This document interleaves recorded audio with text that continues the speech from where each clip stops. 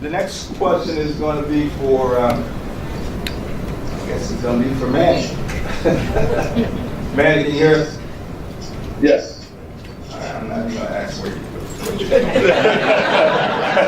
Yeah, I'm always trying to move, man. I'm sorry about that. So I'll turn the camera off while I'm talking. That way you don't see all the background noise. Okay, all right, okay. So Manny is kind of representing the real estate note area. So we're going to ask you another question. I guess you can still hear us. What exactly is a real estate note? So essentially, a real estate note is you have a mortgage, home mortgage, and you actually are the deed title of the homeowner. But obviously, the bank holds your note, which controls your payments. You can send the payments to.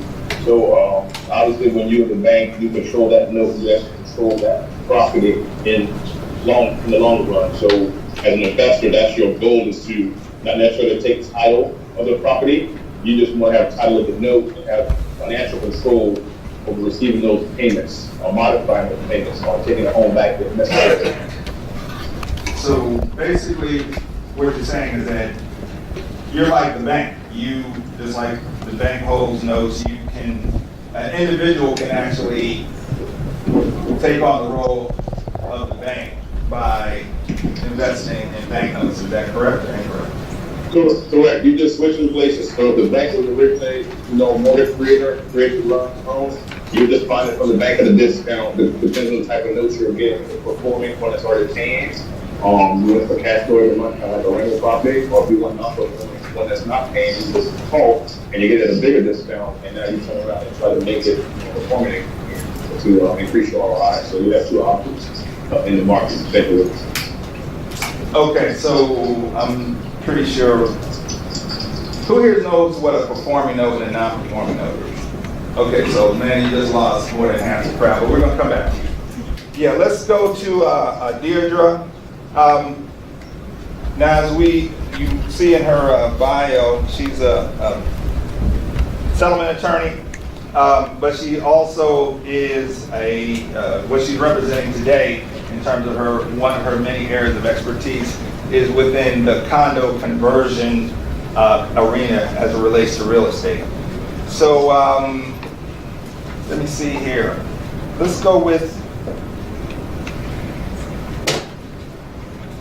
what are some of the common mistakes that investors make when doing a condo conversion?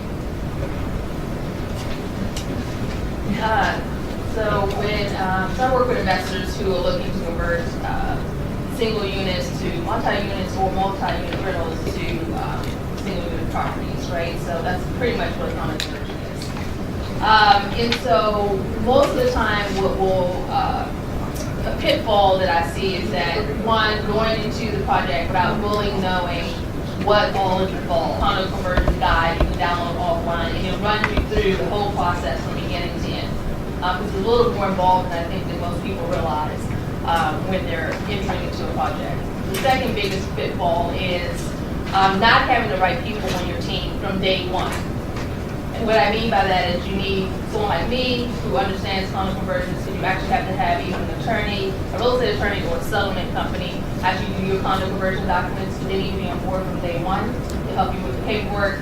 You need to make sure that you have an architect and engineer lined up, because they play a critical role in getting your plastic plans approved. You can't get a condo conversion without it.